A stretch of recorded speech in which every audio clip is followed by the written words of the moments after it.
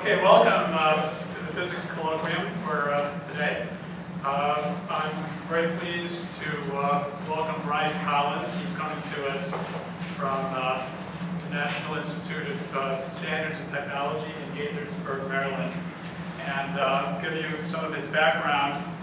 Brian did his both Masters of Science and PhD work at the University of North Carolina at Chapel Hill, where he studied with Dr. Frank Zui in the Department of Physics. And for his thesis work, he worked on synchrotron X-ray studies of structure and chemical ordering of magnetic films. Subsequent to that, he did a postdoc at NC State with Dr. Harold Odup and studying X-ray spectromicroscopy and resonant scattering of organic materials. So he actually switched from inorganic, I think he switched from inorganic and hard X-ray to organic and soft X-ray. Right, that's right. Got that right? Okay. And most recently, he's the NRC postdoctoral fellow at NIST in the Material Science and Engineering Division, and he's working with Dr. Longchamp there, and still working on organic materials. Brian has been one of the key developers of polarized resonant X-ray scattering, which is the subject of his presentation today. And the presentation is novel resonant X-ray experiments revealing how nano-to-mesoscale structure governs optoelectronic processes in organic devices. Thanks. Yeah, it's a mouthful. We have Want the light down? well, this first row would be nice, but if you can't, it's not going to. They're good? They're good?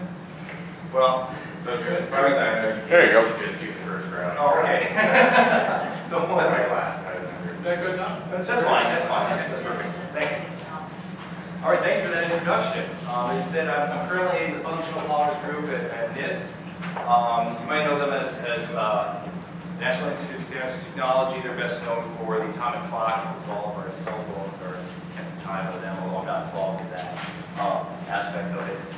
I'm going to tell you today about work that I've been doing the past 5 or 6 years in organic materials using resonant X-ray in various experiments to understand and measure nano-mesoscale structure and how that informs optoelectronic processes in the format of devices. And so some examples I show here of some of the possible devices, some of them more advanced or less advanced stages of development.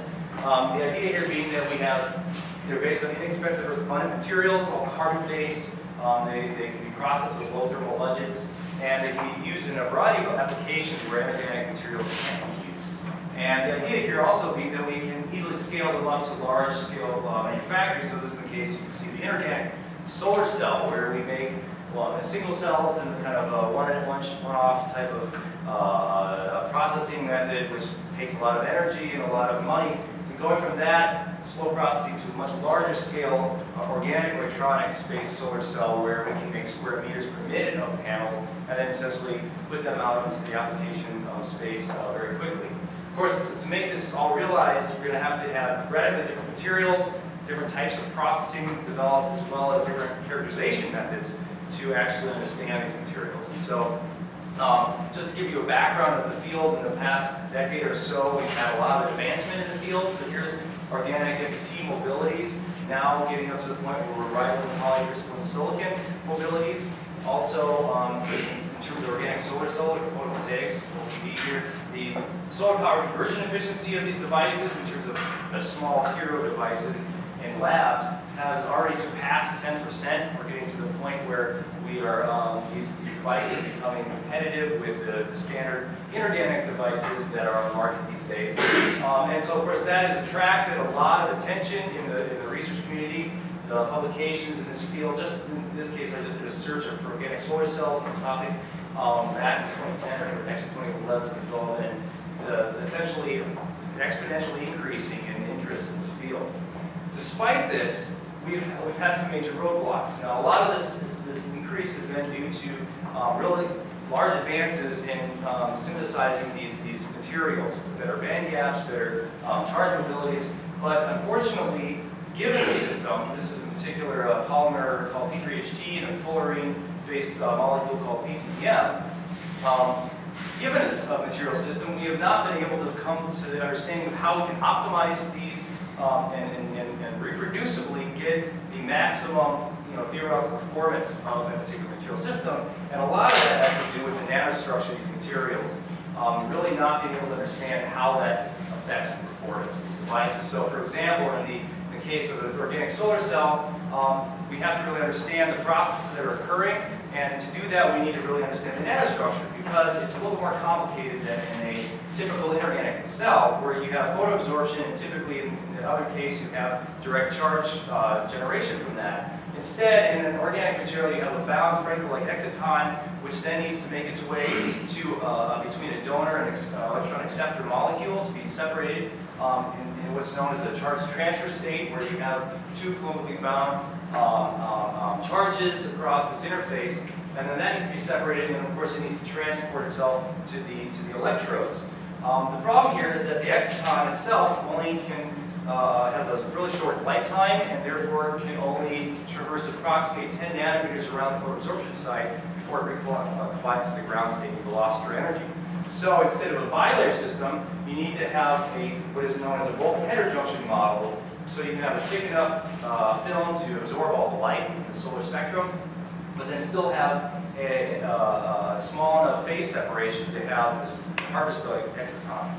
So what people have been doing is taking these molecules and casting them together in a solution-based casting, where and then phase separating them via some kind of annealing process, with the idea that you would end up with this interconnected network with sharp interfaces for good charge separation and pure phases for good charge transport within those phases.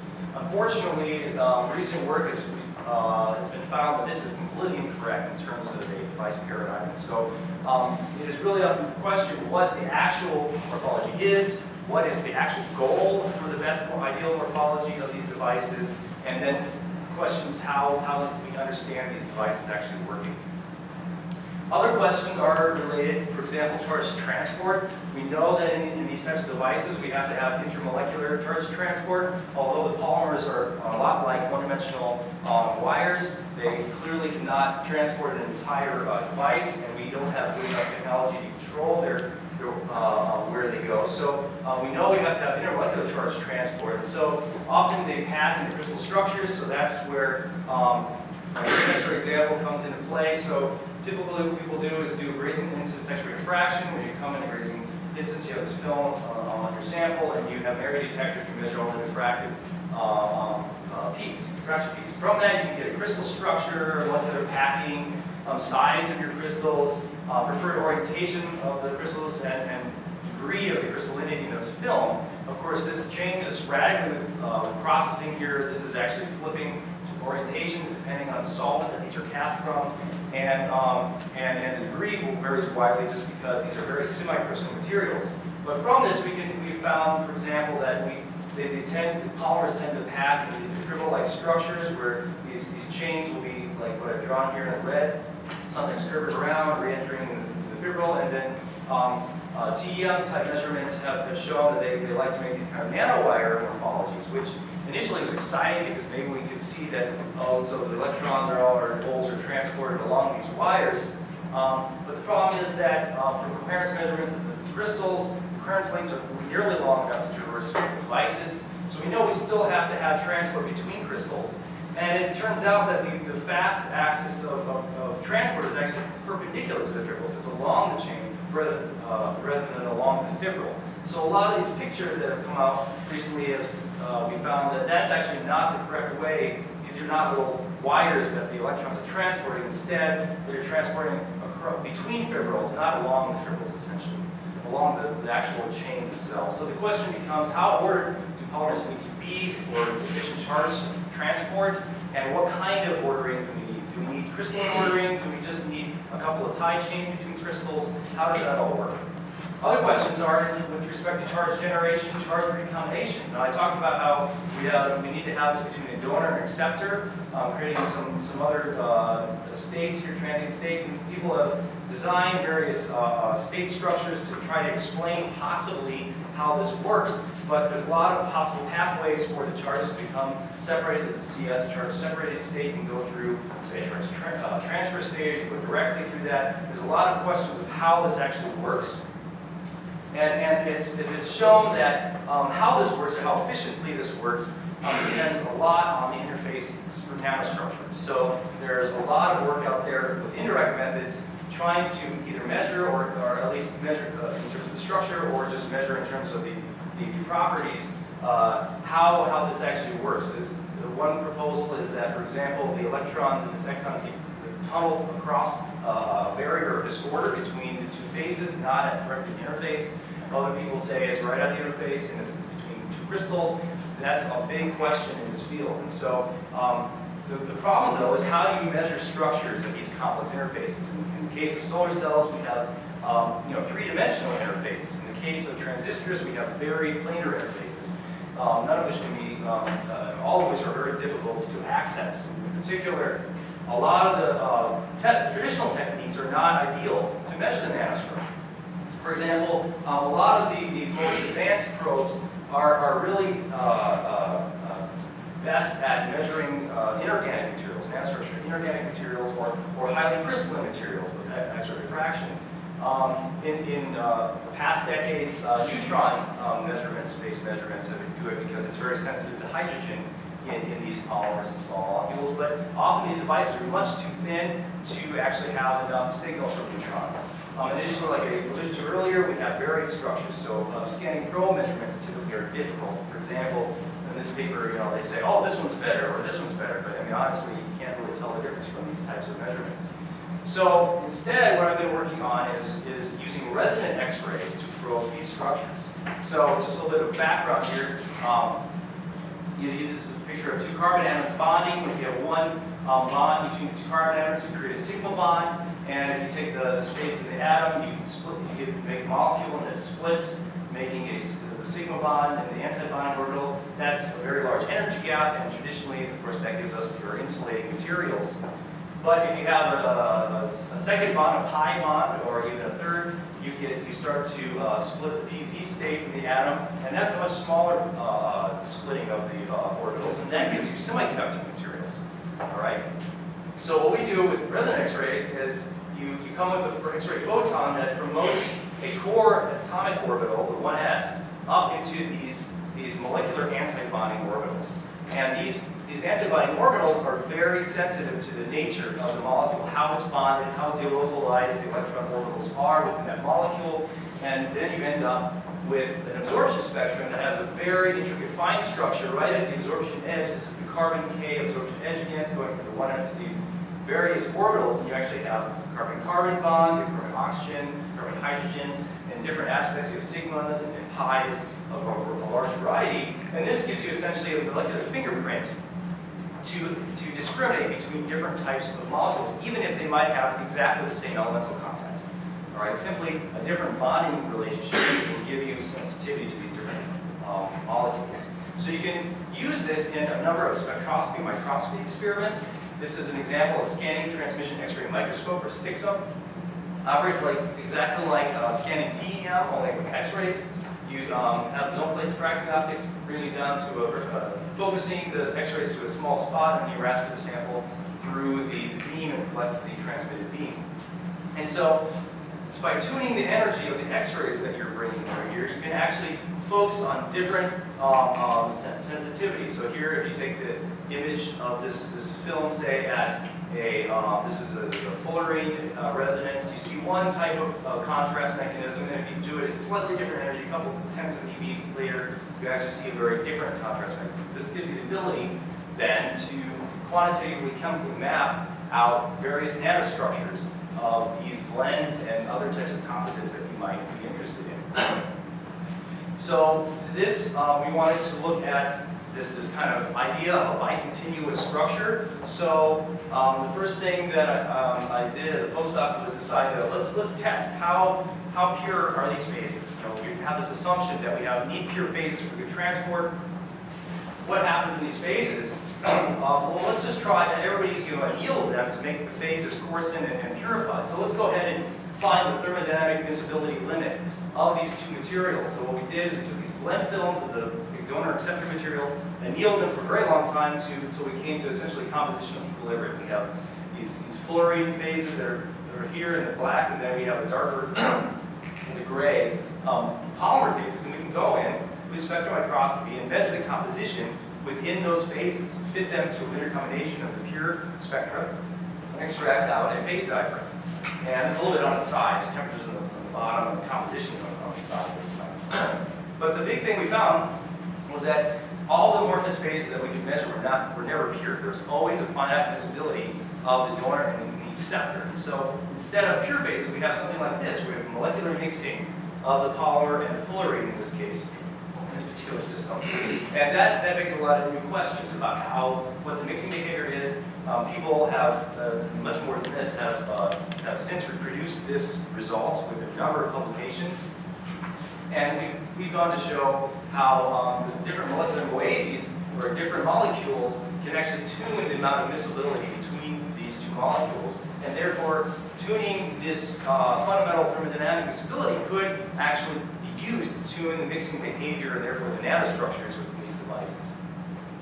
But the big question becomes, the result is that we don't have this kind of fabled bicontinuous nanostructure that was seen before. Instead, we have mixed molecular phases and potentially pure crystalline phases residing within that. This, of course, actually raises many more questions than answers. You know, what is the role of these mixed phases? Do we have, we might have better dissociation because we have these the donor and acceptor right next to each other all the time. But then what about charge transfer? Do we have a lot of recombination? You know, what is the main driving force of the efficiency of these materials?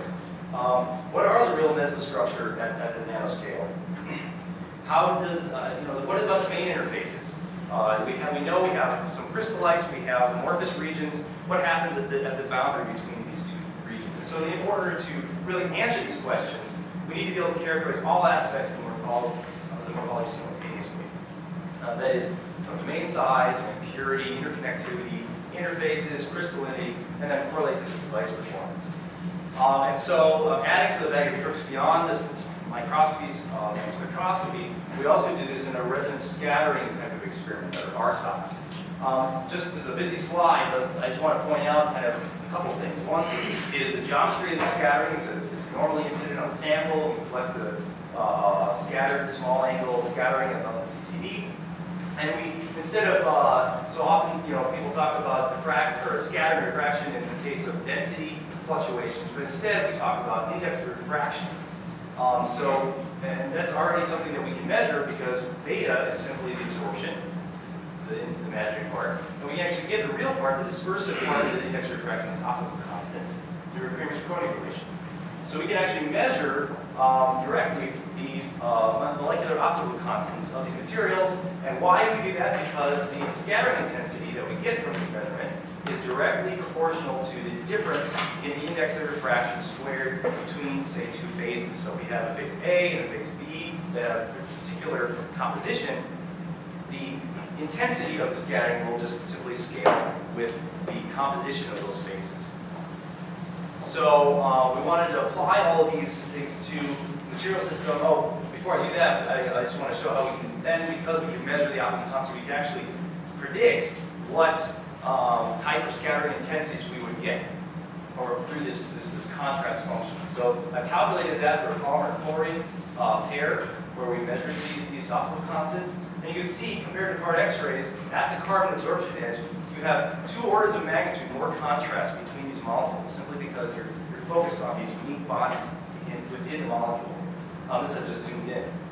Whereas the dashed line is essentially what I'm calling vacuum contrast. This is the difference in optical constants between the molecule and vacuum. And you can see that is extremely high in your non-resonant regime. Hard X-rays is called.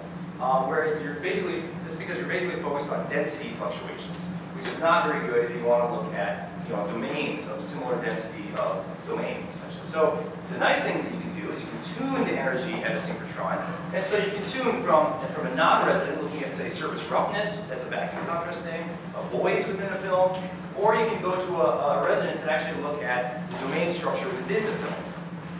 And again, like I said earlier, you can actually use what's known as the scattering invariant, where the total scattering intensity as a measure of domain composition.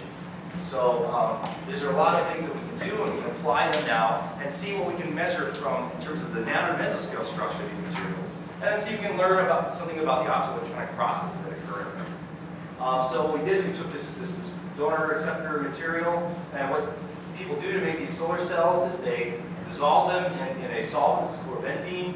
And the cool thing about this system is that when you had literally 3% followed by volume of an additive called iodooctane, iodo, suddenly you get more than twice the amount of photocurrent on these devices. It's just this kind of magical kind of whip it up in your kitchen, and suddenly you get a better device. How does that happen? That's some kind of questions we wanted to answer. So first we looked at X-ray diffraction, which has been the traditional measurement, and unfortunately it showed basically almost no diffraction. Not only that, but there's certainly no difference between the two, the red and blue curves being those two different samples. Really no change in the crystallinity of these materials. So that can't be the reason why we're getting double the photocurrent on these devices. We went to stick some, and suddenly we see a big difference, night and day, between the two films. So without the additive, we see these large circular white domains dispersed in a black matrix. Again, this is a composition map, so we can take a line out and actually measure the composition. We know that the white domains are pure fullerene domains. And the black matrix is a 70-30 weight % mixture of polymer and fullerene.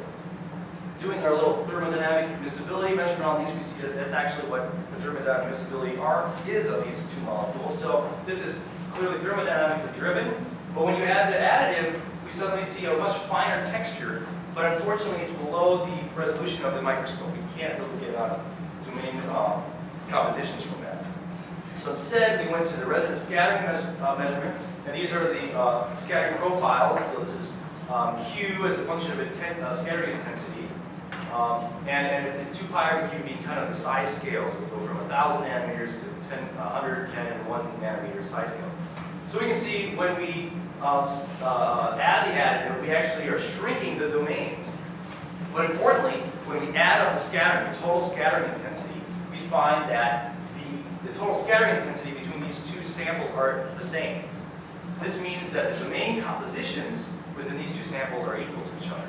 So what we've really done is we've taken these same domains of pure fullerene in the mixed matrix and shrunk the domains to a smaller domain size. So inverting the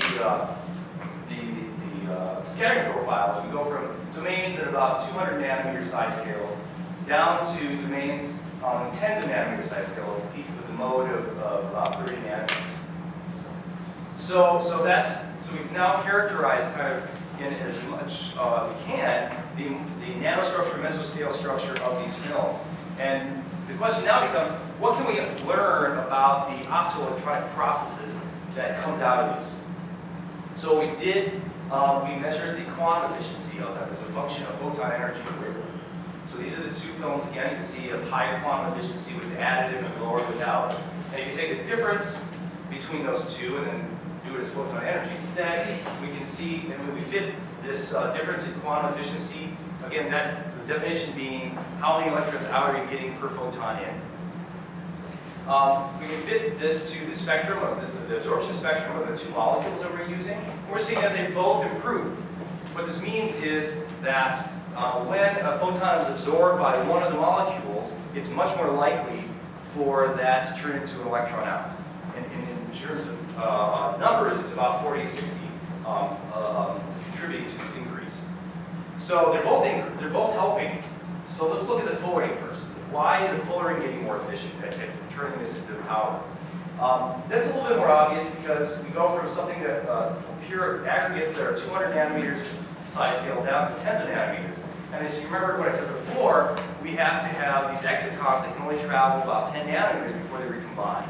So what's going to happen in this film is we have these large dead regions where all the excitons are combining and we're losing that energy, and only at the interface can we get good charge separation. Whereas in this case, we have lots of interface with the polymer, so they can everything that's absorbed in the red regions can make it to a polymer before they combine. What about the polymer though? The photons absorbed by the polymer. Why are they getting better? Why are they getting more efficient? So I just told you that they're not getting any more crystalline. So the ordering of the polymer itself can't be a reason. The transport, for example, can't be a reason why they're getting more efficient. What about their access to the other molecule, the fluorine? Well, we just measured that in the matrix of both of these films, we have 30% by weight fluorine mixed in there at a molecular level. That means every single polymer chain has access to a fluorine molecule, so that can't be the reason, just the ability to get to a fluorine molecule. The only other thing that's actually changing here is access to the fluorine aggregates, right? So we have these pure aggregates, but there's more of them and there's more interface with them. And so it must be the connection of the polymer to these fluorine aggregates that's causing the higher performance. So some work by some other groups have shown that when you have fluorine in an aggregate state, or even polymer in small molecules in an aggregate state, you actually, by the nature of further delocalization of the orbitals, allow a change in the electronic structure of those materials. So when you aggregate a fluorine, you actually lower this energy state, allowing these bound charge transfer states to actually be able to dissociate completely, and then finally make their way up to the electrons. And so it must be this interaction critical. So these fluorines in the matrix are poor and have low efficiency. If you generate them there, then they actually might recombine. But here, they actually can effectively separate. So the takeaway is we can simultaneously track with these techniques domain structure. I didn't talk about in this slide the nature of the interface. You can actually measure that through this scattering technique as well. And crystallinity, all simultaneously within this film. I didn't mention that the spectroscopy, the microscopy, the scattering, diffraction, all were measured on the same film. We just took the same film on the substrate and measured all these at the different beam lines. We've initially suggested links to their optoelectronic processes, but what we really need to do is to make definitive links by measuring actually all these aspects of the charge generation, transport, recombination, while on these same devices, carrying them to the synchrotron and measuring the nanostructure in the very same films that we characterize. And so this would be an excellent, for example, grad student project in the future. Other questions are, how do these relationships change between different molecules, different polymer systems, small molecules, hybrid systems? We found that the nature of the nanostructure, if you do a certain processing step, can be very unpredictable in terms of one system to another. So you take one polymer and one small molecule, and you change up the polymer, and suddenly the same kind of processing will violently change the nanostructure you get, or even the device properties you get. So another question is, what kind of universal aspects can we understand from this to help us go back and design molecules that can actually be predicted in terms of the nanostructure and the device performance? So moving on, I'm going to talk about something really exciting that we've been working on lately, which is the sensitivity of this technique to molecular orientation.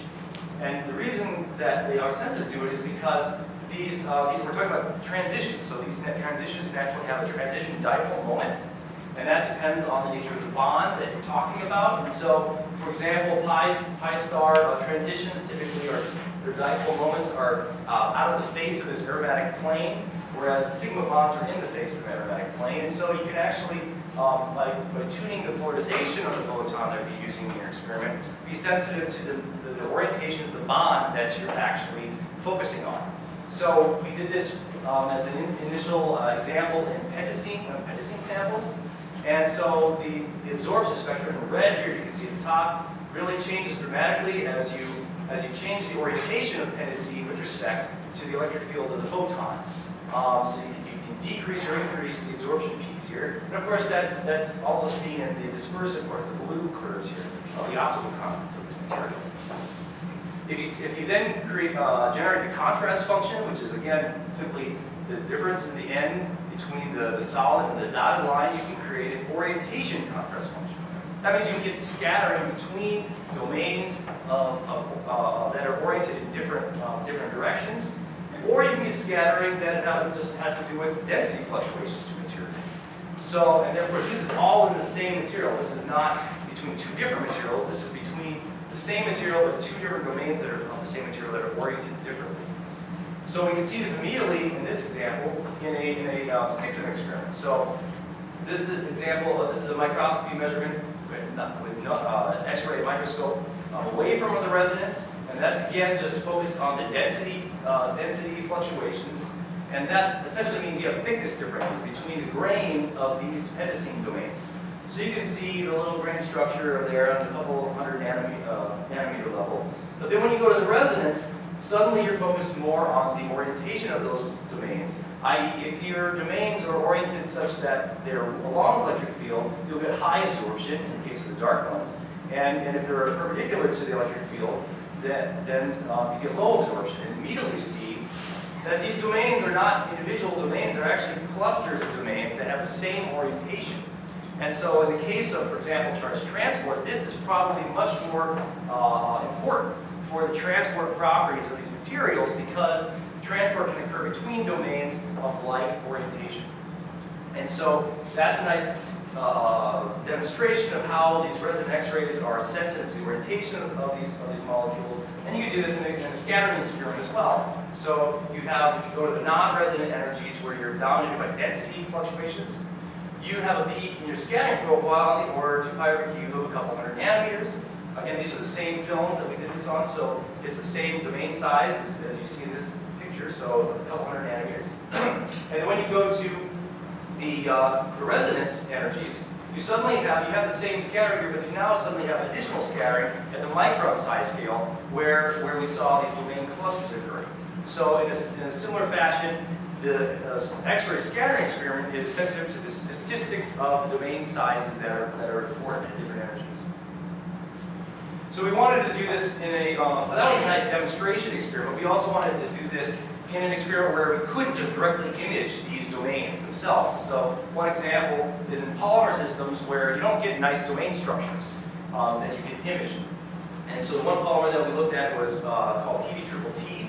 And essentially this is an all-polymer transistor. We have a gate that's a polystyrene gate and a channel that is PB-triple-T based. And a collaborator, Michael Chapman at UCSB, showed that you could change the mobility of these channels simply by different types of annealing processes. Okay, different substrates, different annealing temperatures and the like.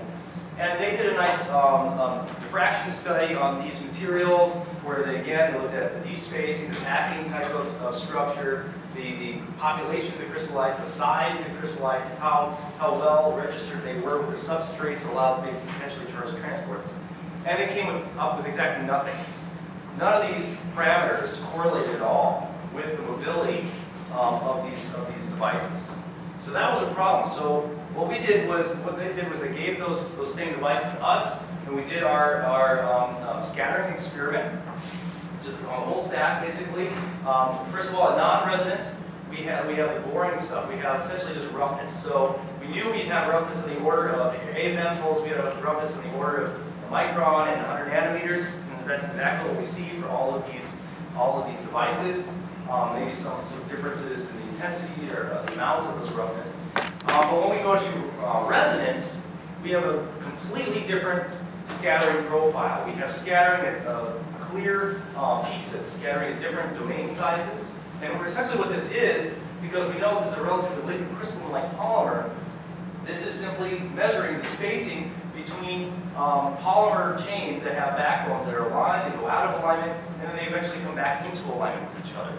And so if you think of this as kind of an orientational correlation length, we can compare that to the mobilities that we got, and we actually got a pretty nice correlation between the saturation, whole mobility of these devices and this correlation length, the alignment length scale in devices. And the thing that this kind of tells us is that it's not, these are pretty okay with being not very crystalline. In other words, you don't need a perfect crystal of these materials to have good hole mobility. I mean, what you really need is some kind of amount of alignment between neighboring molecules such that you have some interaction between these orbitals to allow transfer of the charges, but you don't need a long-range order in them to have, which is required for X-ray diffraction. This, of course, this experiment is not dependent on having a perfect crystal to get this type of a signal.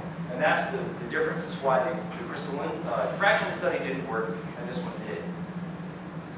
So moving on to another application. This is, again, back to solar cells, but this is now all polymer solar cells. Most of the time, people have been focusing on fullerenes as the electron acceptor. It's a good N-type material. But lately, chemists have been able to start looking at N-type polymers as well. And so this is going to be called N2200 by a company called Polymers, where they have pretty nice hole mobilities. They're even better now. So we thought, okay, well, let's try to see if we can make solar cells from, that's an all-polymer solar cell. I won't talk about that, but essentially they have really great, on text or, just on the books, it seems like they have the best type of interaction. So this is great mobility, N-type for electrons, great mobility, P-type for holes. We have very nice absorption properties. One absorbs in one part of the solar spectrum and one absorbs in another part. So we have a nice complete absorption properties of these materials. And they really crystallize well for big charge transport. So we put these two together to make some nice solar cells, and the results were terrible. We got solar cells in the order of 0.1%. Amazing, because these things have record hole mobilities and charge mobilities in general. They have great absorption characteristics and crystalline characteristics, but they, for some reason, have they make terrible devices. The reason is when we do a resonant scattering experiment, we see in their structure we have some domains that are on the order of, say, tens of nanometers up here, but then we have other domains that, the large majority of them are domains that are in the order of hundreds of nanometers. And again, that's a problem for the excitons. They can't get to an interface to charge separate and have the power harvested. So this becomes a limiting factor. Just the nanostructure alone destroys all the great properties of these materials. And I won't go into too many details just for time.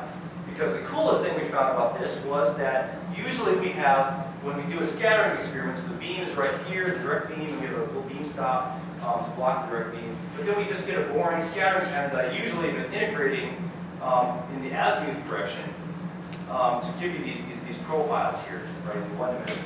But what happened with these materials were that we got anisotropic scattering. We have this dumbbell pattern of scattering. And this only rotated with polarization of the photons. It's not a global anisotropic pattern. So if you rotate the film in the beam, nothing happens to this pattern. It doesn't matter. It doesn't care which direction the film is rotated. It's all of the anisotropic interaction between the photon and these anisotropic orbitals in the molecules themselves. If you take some profiles at different azimuth, you can see that this anisotropic signal is actually focused on one of the size scales, not the other. So we have these 10 nanometer domains in this higher structure that doesn't have this effect, but these larger domains actually do have, this is where it's coming from, it's these larger domains. And in fact, if you go off resonance, which is the black/gray profiles, you don't have any of this effect. And of course, you have orders of magnitude less scatter too. We can do sticks to measure what's going on at this size scale, at least the hundreds of nanometer size scale. And we can see from that the composition maps that we have P3HT dispersions in a matrix of this N2200 polymer. And also taking an azimuthal cut, you can see we have basically your cosine type of sine function dependence with azimuth, whose amplitude is quite most of the signal. So whatever's happening in terms of the ordering of these materials, most of the material is participating in this type of ordering. So we had to do a little bit further analysis of this. We had to look at contrast functions and kind of understand what was happening. And what we found was that the only way to explain this phenomenon was that at the interface between these circular P3HT domains, the N2200 molecules are actually preferentially aligned with the interface, this donor receptor interface, such that these transition dipole moments all pointed toward that interface. Now this is really exciting because these orbitals that we're exciting, these that are doing the pointing are the orbitals that are electronically and optically active. So these are the orbitals that allow for charge transport and charge generation across an interface. So if they actually preferentially align across interfaces, this could be really important for charge separation in solar cells as well as charge recombination in LEDs. Another cool thing is that we actually knew that we were probing non-crystalline ordering because of the way that these particular materials crystallized. It was well shown by another group and in our own measurements that the crystalline portion of these materials are actually what's called face-on. They're lying flat on the substrate. But the problem is with our experiment, we're doing a normally incident experiment. That means our electric field is only in plane in the substrate, and so we're only sensitive to the transition dipole moments that are also in plane. The problem is that these crystallites, all the transition dipole moments of these crystallites are out of plane, so we're actually not sensitive to the crystalline portion of these materials. We're only sensitive to the ones that are standing edge on to the substrate. Therefore, because of that fact and the fact that most of the stuff that we're measuring is participating in ordering, clearly are sensitive to non-crystalline types of ordering in these materials. So I'll just skip over this a little bit in that we know that we can have two different effects. We can have extra scattering from like domain-like scattering when you have domains that are oriented in different directions, but we don't get anisotropic scattering in that case. We actually just get extra features in the scattering profiles from that type of ordering. To get anisotropic scattering, you actually need ordering, you need symmetry breaking, a symmetry breaking interface such that you actually have orientation with respect to that interface. So if you come in with, for example, an electric field, in this case, you just highlight the grain structure that is oriented with the electric field. And so you just get kind of a coarser grain structure and you get a new scattering pattern that's not anisotropic. In this case, though, you actually start to, say, contrast match between the A and B domains if the B domain is lying in this direction, and then you actually contrast enhance in this direction because these guys are lying in a different direction. So this actually is the only way you can get this anisotropic scattering is if you have alignment with respect to internal interfaces of these materials. So we wanted to see, well, is this really important? I mean, what is the effect on these materials in terms of electronic structure and performance? So we went with another system here. This is a system developed by Wayne Use Group at UNC, where we confirmed with our composition maps and TM as well that we have essentially PCB dispersed in a matrix of polymer in this case. And we got, of course, anisotropic scattering from the system, and we wanted to quantify a little bit more. So we took what we're calling the anisotropic ratio, where you take the S and P polarization directions and subtract them to take the difference divided by the sum to get the amount of anisotropy that we're getting. So in other words, if you have a scattering pattern that's completely anisotropic, you'll have these, this direction and this direction will have the same intensity, and this difference will go to 0. So you'll have no anisotropy. If you have no scattering in the P direction, i.e. this one's 0, then you'll have 100% anisotropic scattering. And vice versa, you could actually have this go negative 100%. So that's kind of your scale, from negative to 0 to positive. And if we take this as a function of energy across this edge, we actually see this anisotropic ratio change dramatically as a function of energy at this edge. And this is essentially going from a pattern that has a vertical structure to a pattern that has a horizontal structure within a couple tenths of an eV, just changing the photon by a few tenths of eV. Well, what is the origin of this? Essentially, this is because we're probing different bonds within these molecules. So over here in this energy range, we have a pi star manifold of this molecule. These are different resonances within this molecule that are oriented one way, and at a little bit higher energy, we start resonating into these higher energy sigma star orbitals. And those, of course, we know in this particular molecule already that they are oriented perpendicular to the pi star orbitals. So this all kind of makes sense already. And then, of course, the intensity of this anisotropic ratio gives us about the degree of molecular ordering that's occurring. Oh, and we can model that with some model anisotropic constants and qualitatively show that they're basically what we expect. So we went ahead and we showed that you could process these in different ways and really change the scattering patterns and the amount of anisotropy So you can actually take this model and fit it to extract out the degree of molecular orientation. And you can see actually we can take it from a positive direction to a negative direction, meaning essentially what we're doing is we're taking the molecules and processing them and having them preferentially face on to this interface, and then crossing them differently so that they prefer to be edge on to the interface. And that's what gives us the sign change in this anisotropic spectra that we have. And when we plot that against photocurrent and fill factor of these devices, we have an extremely good correlation between the device performance and the relative orientation of these molecules at the interface. Now, of course, this is one, this shows that it's a very important aspect of nanostructure that people should be paying attention to. But of course, there's a lot of other aspects that you need to pay attention to in these materials, like mean size, composition, and whatnot.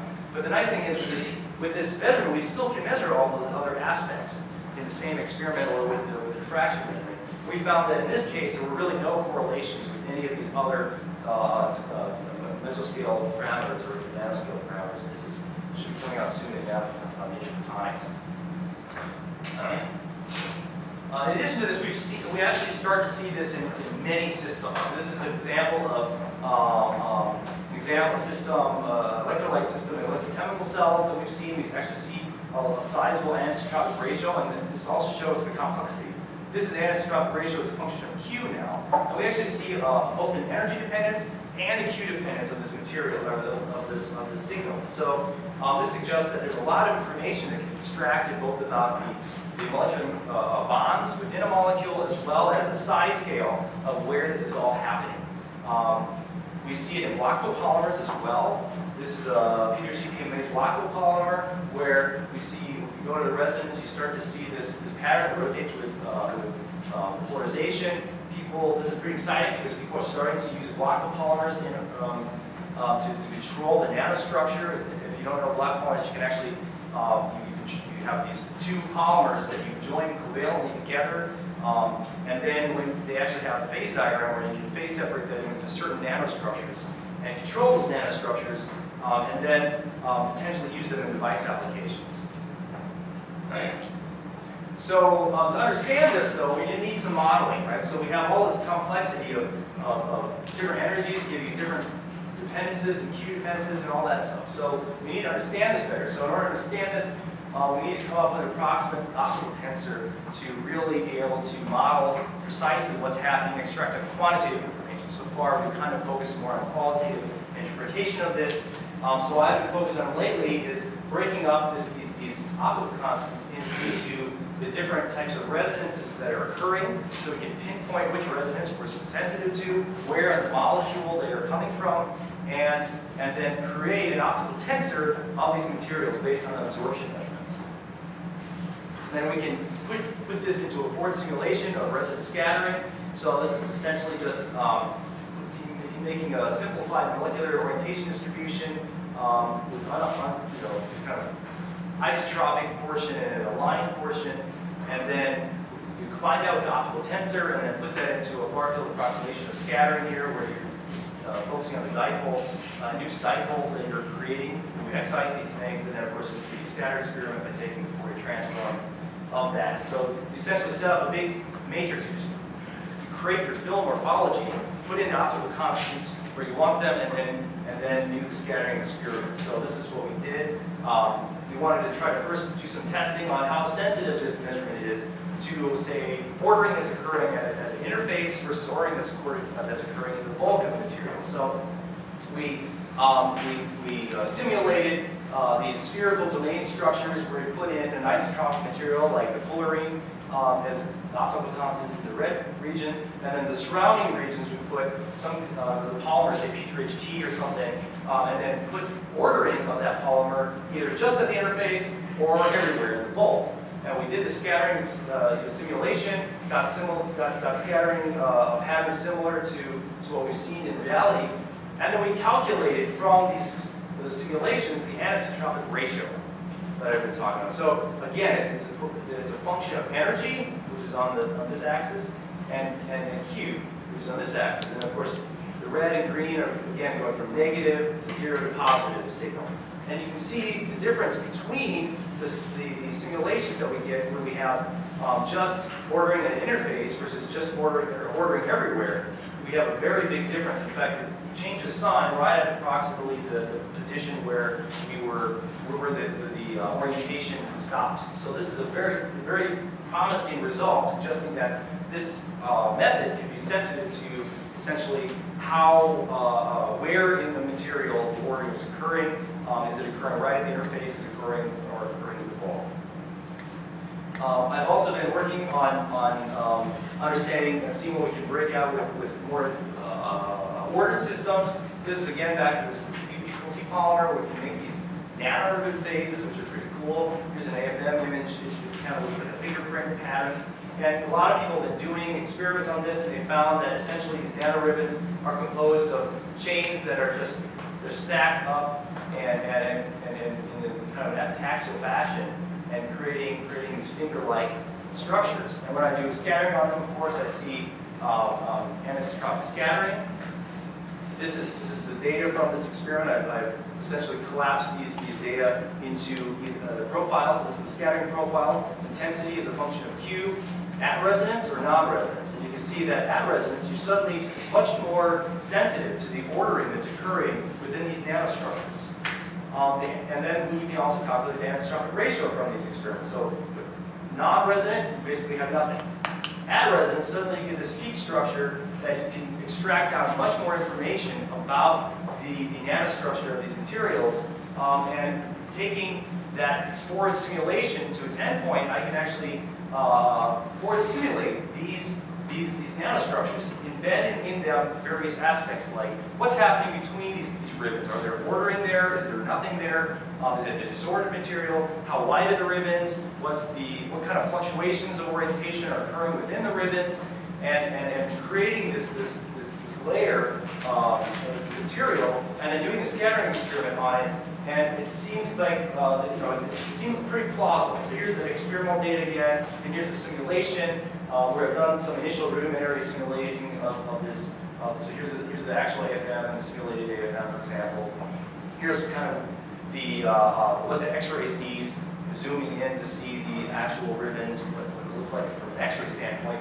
But essentially, the idea is we can simulate this, and actually with these basic parameters like how ordered are the molecules within the ribbons, we can actually extract out that information by fitting analysis. So another kind of very good possible graduate student project, PhD project there.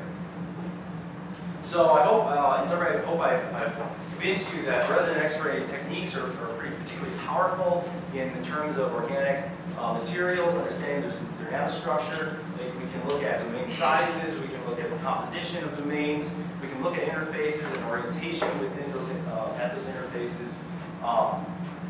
And there's a lot of future directions that we can take with this. Ordering in blends and block color interfaces. Look at the energy dependence, see how sensitive it is to molecular conformation of larger macromolecules.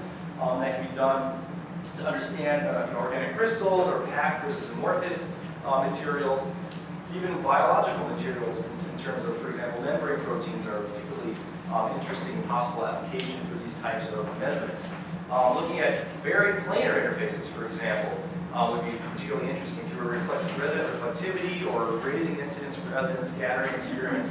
Looking at what's happening in these films, there's a couple of publications, but really not much has been done in this field. Looking at model layers in terms of their relative orientation at the substrate, doing inoperando studies of these devices, so putting them in environmental cells and seeing how their nanostructure is changing as they're in operation.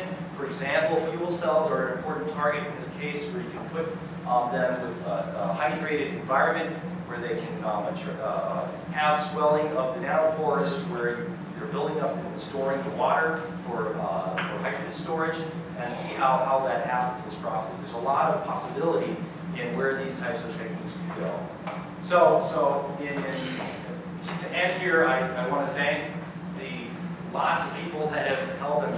I showed a whole bunch of stuff, and clearly I couldn't have done all that myself. I definitely want to thank the group NIST, Nina Longchamp, Lee Richter, and Joe Klein, in particular, have been very good help in a lot of these projects. My group earlier at NC State, Harold Abe, in particular, Elliot Gann was a great grad student that was there with me at the same time as he's moved on as a postdoc. It's a great team at Advanced Light Source in Berkeley, where all these experiments take place. The microscope by David Kilcoyne, the scattering beam line, Chung Wang and Tony Young there, and the diffraction beam line, the wide angle scattering beam line, Alex Hexton, really have helped make this possible. And then a lot of different groups really around the world. Chris Beal in Australia, Michael Chavnik at UCSB, Peter Nair's group at University of Potsdam, Germany, Stanford, Mike McGehee, School of Mines in France, George Malarius' group, UNC Wayu's group, and University of Columbia, Nuremberg, Germany. So with that, I thank you for your attention and would be happy to answer the questions you might have.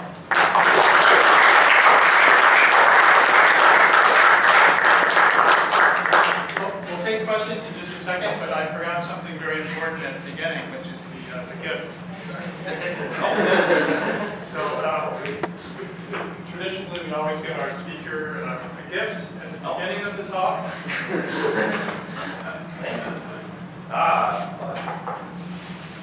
I imagine it has something to do with school. Oh, sorry. Watch me drop it. This is the most nerve-wracking part of the talk, I think. There we go. All right, thank you very much. Okay, so now that people have had time to think about their questions. Sorry, it was like a whirlwind tour of stuff in an hour, I'm sure. I'm sure we have many questions. Who wants to go first? Go ahead. Go back to the first simulation you did of the anisotropic scattering, but I didn't really see in the simulation this dumbbell shape. So there's clearly some symmetry breaking, but it looks like different symmetry breaking. Yeah, so that one right here? Yeah, so the experiments are at the bottom right hand corner. Yeah, so this dumbbell shape doesn't really. Yeah, so this is because it's kind of an old slide, I haven't replaced it. So initially, we were taking, there's something called depolarized scattering, which we're taking into account, which is essentially the rotation of the scattered wave after interaction with material. And we were doing kind of more of a scalar type of simulation. And so that created this almost polar looking thing. And I obviously thought that was bad. And so I said, well, we can't publish that because I don't think that's real. They said, oh, what's the prediction? And this is this grad student. I was like, I think we need to go back and check this out and look forward to that. So, yeah, when we included the what is known as depolarized scattering effects, do the full tensor vector type of analysis, that goes away. Essentially, that component, that's the opposite component of your initial polarization of the photon. The scattered wave that's perpendicular to that is most intense just at these angles. So it completely gets rid of that. There's, So you keep mentioning this very short maximum diffusion line. Yes. And so I understand, partly why that is in polymers. Obviously, there's a lot of new data out there for small molecules that focus much larger numbers, right? Yeah. Approaching the micron range. But I was curious about the Sentai polymer that you call N200, Yeah. right? Which looks like a triphenylene, if I have my chemistry.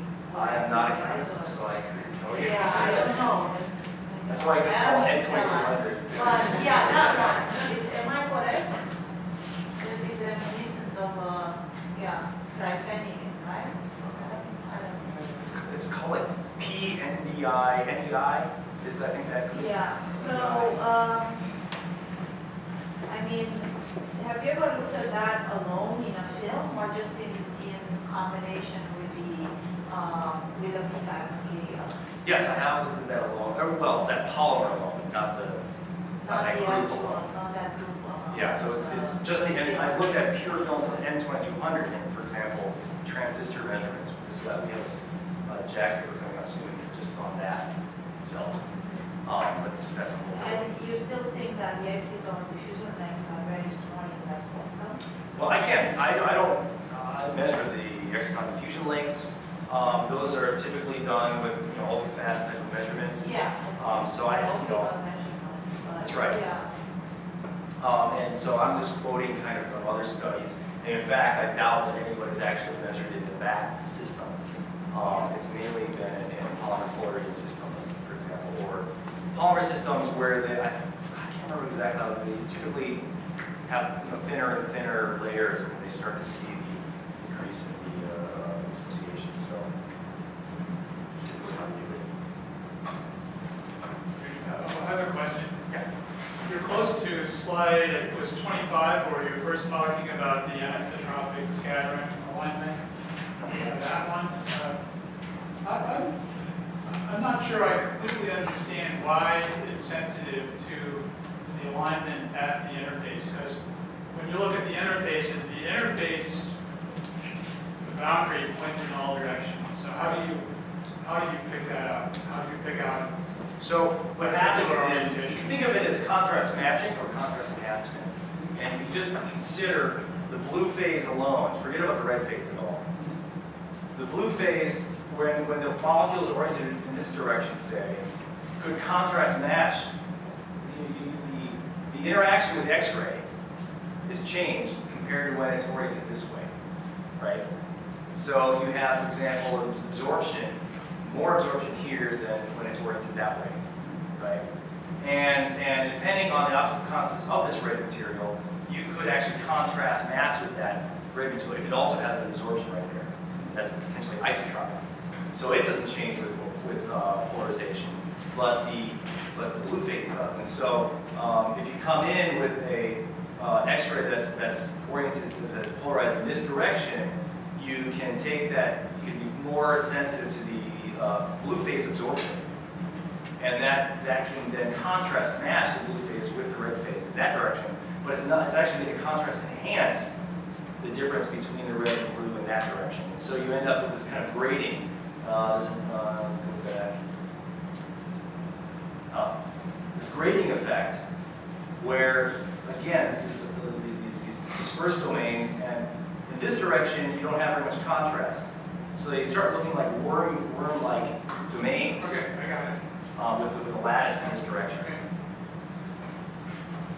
Okay, anything else? So, in fact, talking about the same thing, so imagine if, since you're studying about the organic solar cell, which is supposed to be flexible, Yeah. which means there will be in-plane strain or stress in that respect. For example, if you'd like to have a flexible organic solar cells. Oh, if you apply an in-plane strain or For stress. example, yeah.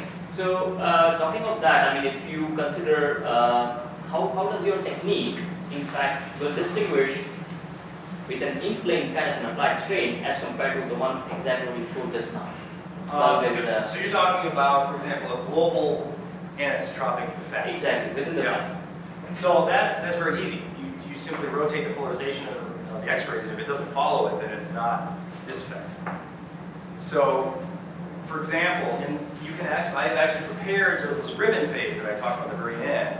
That was kind of an isotropic ribbon phase, but if you blade coat it, you can actually create them all aligned in one direction. In that case, you get anisotropic scattering, which is partially due to this type of effect, but it's also additionally due to just the global anisotropy of the film itself, right? Or if you say stretch the film and align all the polymers along in one direction, that's kind of more of a global anisotropic effect. And in that case, you go from something, and I looked at that, it's much more complicated. So in that case, you get a much more complicated polarization dependence. It's not sinusoidal anymore, and it's actually there's more information in the azimuthal direction as well. And so that could be another way to kind of extract more information, but that's a whole other dimension that I have kind of not got into yet. Because there's these other dimensions to worry about. Thank you. Towards the end, you have a picture showing some ribbon structure. Yes.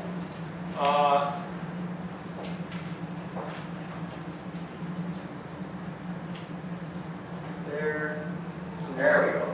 There we go, right. So how thick are the films?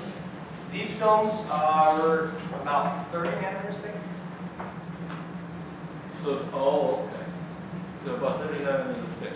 Yep. And the ribbon seems like the periodicity is about 1 nanometer-ish?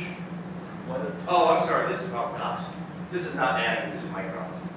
Oh, okay. Yeah, Okay. sorry. Thank you. I didn't see that. Oh, okay. Yeah, you can change, that's, the spacing of the ribbons often is just proportional to the molecular weight of the polymer. So the longer the polymer chain, the wider the ribbons. Oh, okay. And so the fact that you can see this in an AFM suggests that there is actually less material between the ribbons. But actually one thing that we're finding from this simulation and comparing it to data is that there is material between the ribbons, even if it's thinner. And yeah, here, you can, I mean, it's actually there's not a whole lot of, so this one's simulating a 50 nanometer thick one, but you know, the dip in the between the ribbons is actually not nearly as much as we thought. We thought that one possibility was that there was maybe no material there or very little, but actually there is a lot of material there. And it turns out that material has to be somewhat ordered to explain the patterns that we get from scattering. Well, the micron make a lot of sense. Because Yeah, nanometer otherwise it's is way too small, yeah. that draw your attention. All right, thank you.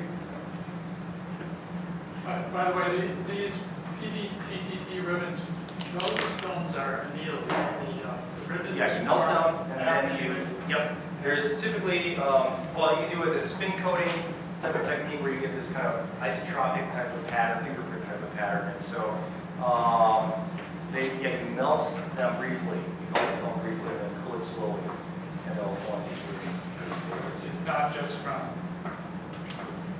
the way the film is deposited. So. No, I mean, it does seem to be that way. So if you blade coat these films, then they will align with, they'll align in the blading direction. Okay. And it's interesting because people have studied this phenomenon a lot, especially in this group here. And they found that before you anneal them, you blade coat them, and you anneal them. And you don't have, of course, you don't have any ribbons. But if you look at the relative orientation of all the materials, they're completely disordered. There's no alignment of material at all that you can detect.